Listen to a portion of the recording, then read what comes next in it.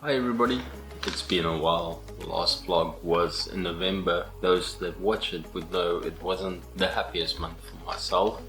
In this vlog I'll have a chat about our December, which was much better than November, and a little bit of our January. As I'm shooting this, it's the 5th of February already, so yeah, Happy New Year. Sorry it's been such a while. I've been busy, but a good busy. Following on this, I'll probably be more specific on the topics I'll be talking about, and hopefully the videos will be a bit shorter, easier to watch. But that is up to the next vlog. Now looking at December. Obviously December is Christmas time, festive time. COVID put a bit of a damper on our plans, which were to go to my cousins in up north in BC. We had to cancel those plans. From after Halloween, the Christmas lights went up. They basically just changed a bit. The ghosts got replaced by Santas or whatnot. People go all out here. Every second house looks like one of those Christmas houses you see in South Africa and you take a drive to. We googled a couple of houses here that might be worthwhile to go have a look at, and on the drive there we realized we can just go up and down the streets. There are so many well decorated houses. Even our building and most of the buildings, the people decorated their balconies with lights, and you see the Christmas trees from the streets. When it came to Christmas, our building manager actually arranged with one of the residents to play his saxophone, play a couple of Christmas tunes. I think he played 2 or 3 tunes for us. And the biggest Christmas gift for us over the December festive period was that our goods arrived. Our container finally arrived in Canada. And what was it? It was 3 to 4 months, just under 4 months, which is fairly alright if you take we shared a container. We made use of King's International to move our stuff from South Africa. The reviews on these logistics companies tend to be quite bad, but I would recommend them from my experience. And their partners on this side, I think it was AMJ Campbell, also fantastic service. A lot of people said we shouldn't expect that they will be carrying the stuff up to our apartment, which is on the 4th floor of the building, and to our delight they did. They rolled out a carpet into our apartment and very quickly got all our stuff up here, which surprised me. They even helped assembling. I also finally have my bicycle here, so now I can actually cycle to work or cycle around. Vancouver's got a fairly decent network of bicycle lanes you can make use of, or bike-friendly streets. There's a map and I'll link it down below so you can have a look at that. Yeah, on the way to work I actually just take 2 of those streets and they've got bike lanes all the way, which is quite cool. Yeah, so overall very happy with our stuff that arrived, and damages were really minimal. We only lost 1 porcelain teacup, which is something you kind of expect might break, and there was some damage to the backboard of the compactor, which you can't see from the front, so no harm, no foul. I would say the bad thing about December, which was a continuation of November, was the rain and the weather. It was raining a lot. It was raining hard, consistently, all day. The days it was not raining, the skies were grey, it was overcast, and it looked like it was about to rain. I think there might have been 1 or 2 days where we got some sun coming through in December, but there was a good straight 2 weeks just solid rain. It just didn't stop, and that really dampens your mood a bit, so you have to get creative and deal with it, get the right type of clothes, so you can still go for a walk in the rain or for a run in the rain, or whatever the activities is you enjoy. Obviously over this time most of Canada will be seeing snow as you are in the middle of winter, but Vancouver is not one of those Canadian cities. I think our temperatures were hanging between 0 and 5 minimum.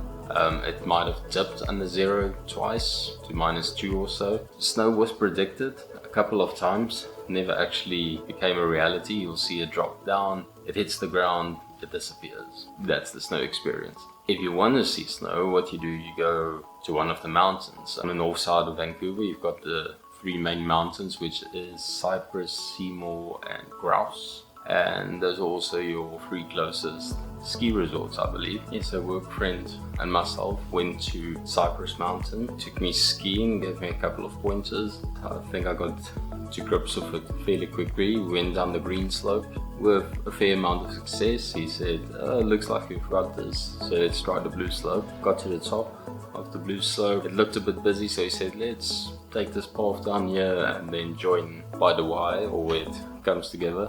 So we go down there and it was steep and icy, where the previous hill, which was the first time I was actually skiing, was soft snow. Obviously a much less acute angle you go down, and this thing was just like boom, straight down, icy, and I didn't have full control yet, so I spent a lot of time on my side. However, it was still a lot of fun. Afterwards I had a look.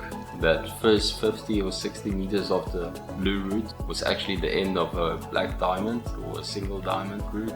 So yeah, I'll put claim to it that I've actually done a single diamond. After that, did a couple of green routes again just to get some more control over my turns and stop in, and then spend the rest of the evening on the blue route. It was a beautiful clear evening up on the mountain, so you could see the ships down in the ocean, the lights of the city. It's a very beautiful experience, the night ski. So in December we did a couple of excursions, just exploring as things quieted down at work a bit. We went to White Rock, which is a town towards the US border, a coastal town. You can actually see the US. It's a very lovely coastal town. It looks fantastic, sort of a nicer, well, not completely nicer, but it's got a coastal promenade with restaurants, seafood restaurants, a variety of restaurants, and here you can go walk on and fish from. It claims to be the longest pier in Canada. Whether that is correct, I do not know, but the claim is up there.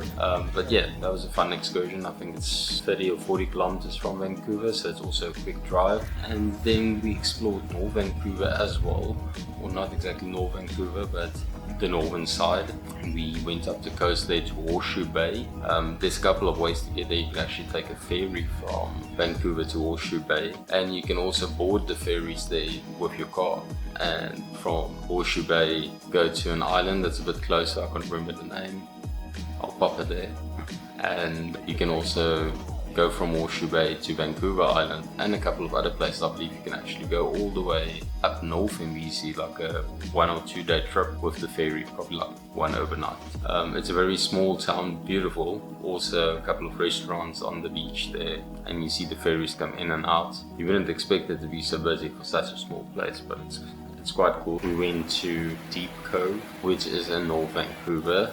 Also a very nice coastal suburb of North Vancouver. I can imagine it must be lovely to stay there. Yeah, just took a walk down there. It's a nice park on the beach for the kids. It was of course raining. Another fun little excursion for our kid was Maplewood Farm. It's basically a petting farm. They've got goats. You can go into the goat shed.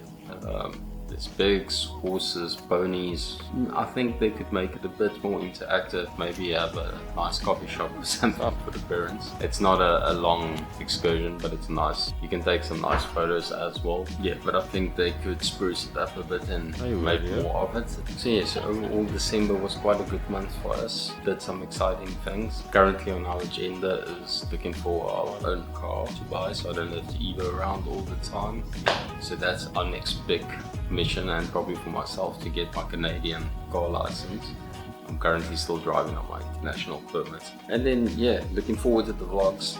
Focus a bit more and keep it more specific, keep it shorter. Probably look at some of the routes of immigration into Canada and talk about the route we followed specifically. Hope you guys enjoyed this. It wasn't probably the most insightful vlog. It's more update and for myself. Also a little diary update, and if you have any questions, topics you would like me to look at, please let me know. Write something in the comments. If you liked it, hit the thumbs up. Yeah, if you think other people might enjoy it, share it, subscribe if you would like to know when the next video goes up.